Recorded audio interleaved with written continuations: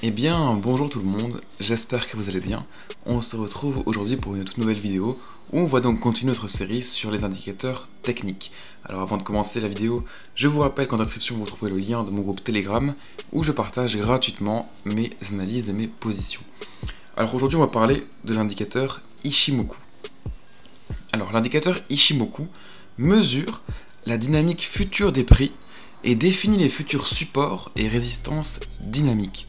C'est un indicateur qui est très complet, donc il vous permettra de connaître la tendance du marché ainsi que les retournements.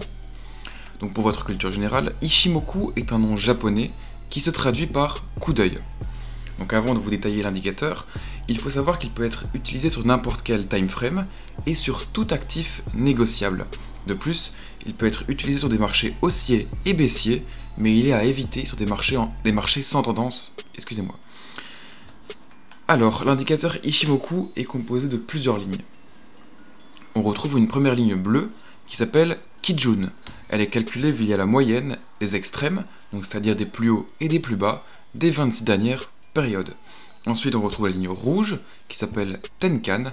Donc elle est calculée via la moyenne des extrêmes, toujours donc des plus hauts et des plus bas, sauf que cette fois-ci, ce sont les 9 dernières périodes.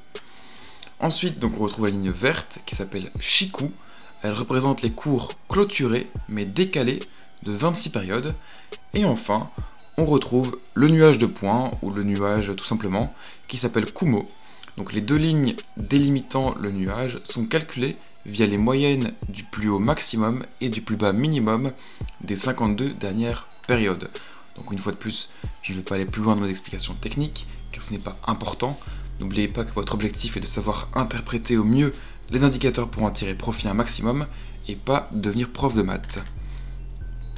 Alors, sur notre exemple ici, si le cours se trouve sous le nuage, les lignes délimitant le nuage seront des résistances dynamiques.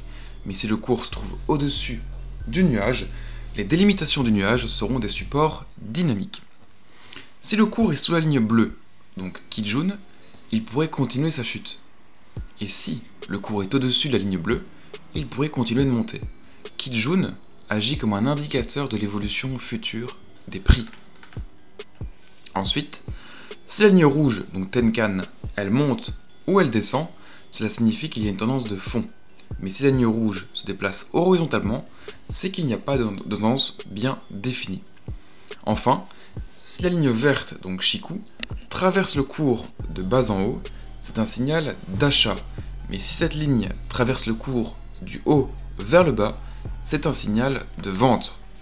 Alors ça peut paraître compliqué comme ça, mais à force d'entraînement, vous verrez que cet indicateur peut s'avérer être un vrai petit bijou, car il comporte des niveaux de support et de résistance dynamique, des croisements, des oscillateurs et des indicateurs de tendance.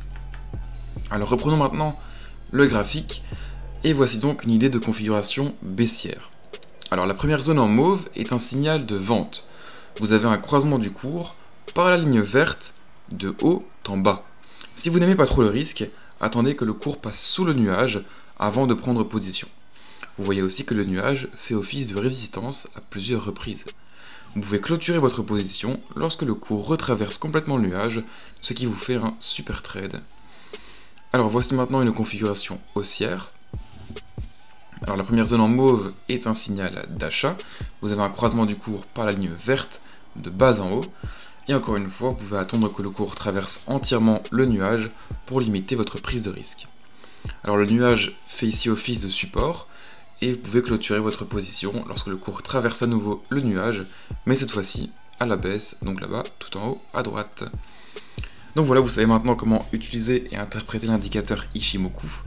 Ne négligez pas cet indicateur, il est vraiment très utile, il fait clairement partie de ma boîte à outils personnelle. Donc évidemment, ne sautez pas sur chaque signal proposé par cet indicateur, car vous allez vous planter. À vous maintenant de développer une stratégie profitable avec cet indicateur, ou en combinant celui-ci avec d'autres. Donc voilà, j'espère que cette vidéo vous a plu. Donc vous voyez, bon, c'était très rapide, hein, je ne vais pas trop dans les détails, comme ça c'est pas trop long, vidéo très condensée encore une fois, moins de 5 minutes. Et maintenant vous savez comment utiliser un nouvel indicateur sans une grande étude approfondie. Donc à vous maintenant de l'installer sur votre terminal MT4. TradingView ou bien un autre terminal, peu importe. Ils sont directement disponibles, directement intégrés. Et au niveau des paramètres, ce sont les paramètres classiques. Si les couleurs sont différentes, il suffit juste de les modifier et de les mettre comme moi je vous ai présenté ici. Normalement ce sont les couleurs d'origine. Quoique pour le nuage de points, souvent il y a deux lignes qui sont normalement lignes Senko si je ne m'abuse. Et celles-ci sont en orange. Bon, moi je les ai mis en blanche.